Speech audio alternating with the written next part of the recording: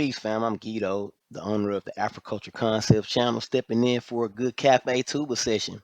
And if you want to start your morning off with me over some hot cafe tuba coffee, the Little Song Hot Coffee Shop will be opening on the 17th of this month. So go ahead and subscribe to panafricancoffee.com so you can be the first couple shoppers because those first five shoppers will be getting an extra sample of some medium roasted Ethiopian coffee for free. So make sure you subscribe now. I was peeping an episode of Pan Africanism Strikes Back, and the comments I seen from a lot of people were unbearable. Unbearable to see, man. Quite hilarious, to be honest. So I decided to piggyback off of that show to show you guys how we perceive the cosmos in ancient West Africa by having a short illustration of the Dogon mythology. So this is from a book called The Dogon Creation Story by Chukwumu Azuonye. The creation story of the Dogon people of the Banjagara Cliffs in southern Mali and the plains of northern Burkina Faso in the area of the Niger Bien in West Africa is one of the most elaborate and fascinating traditional explanations of the origins of the world and of human culture. Unlike biblical and similar stories of creation in other African oral traditions, in the Dogon creation story, the idea of an all powerful and all knowing divine creator is subordinated to an evolutionary process in which God, aka Amma, emerges as a supernatural but imperfect progenitor. In place of the traditional idea of creation out of nothing, the Dogon creation story offers through the magic of the divine logos, a more scientific explanation that anticipates the modern Big Bang theory. Huh. In the Dogon creation story, we can see a projection into the cosmos of ideas essentially belong to the reproductive biology. Underlying these ideas is what appears to be some knowledge of the role of chromosomes and of DNA in the formation of every new life as formulated in modern genetics. The story begins with the idea of the seed of the world. And this is the point I was trying to make. Okay, this is how you know that ancient Africans did not believe that the world was flat, because if the world was flat, the universe as we know it would be totally irrelevant, and we would have to reverse engineer the makeup of the entire universe. But due to the fact that the earth is not flat and it's round, the story sticks that we are in an expanding and ever expanding universe that started from the Big Bang. The fact that the Dogon basically predetermined the Big Bang Theory before modern scientists, thousands of years before modern scientists, proves that ancient Africans did not believe in no flat earth, bro. Described by the Dogon as Kize, the smallest of things, this tiny seed floated quietly through the dark emptiness of space before the birth of our galaxy, the Milky Way.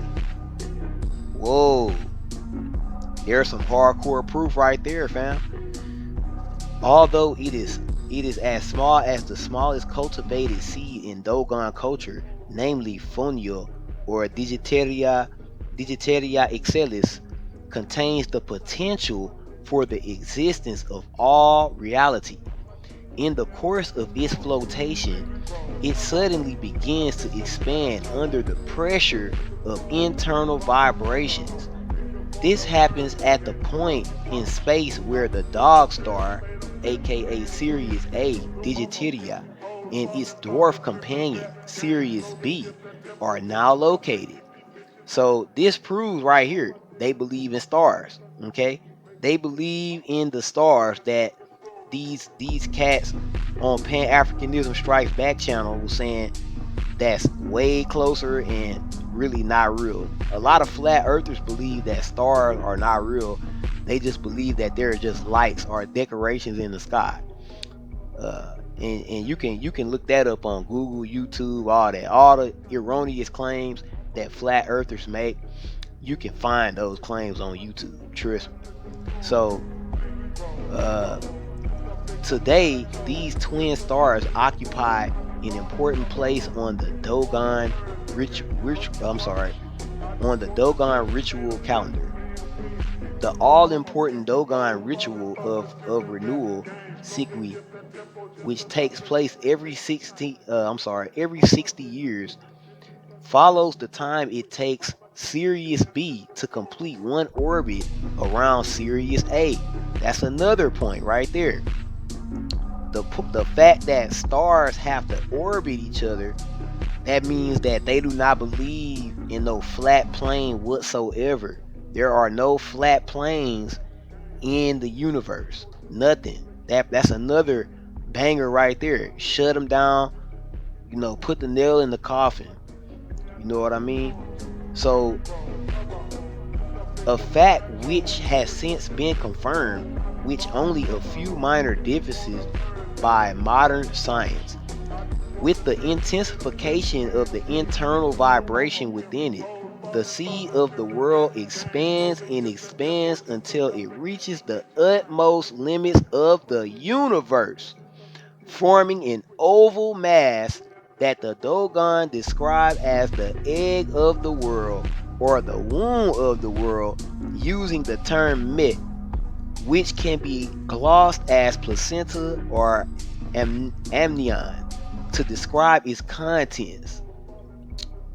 So if you look at this illustration, this is basically a modern illustration of what the Dogon was illustrating in their creation myth. Okay? Everything started from an absolute point, which is what people in the scientific world call the singularity. And then it got full of all this potential energy, and boom, reality right before your eyes. At the blink of an eye, at the speed of light, it was there.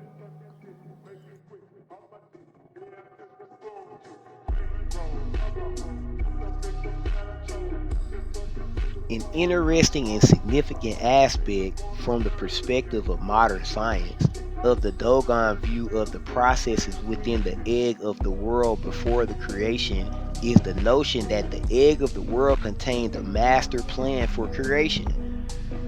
This master plan is composed of images or signs called yala.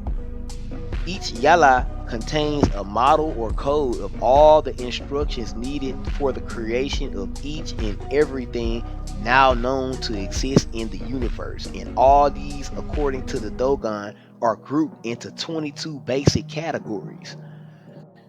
Amma, the Supreme Being, is among the first of the 22 categories of beings who emerged to become fully differentiated self-conscious beings.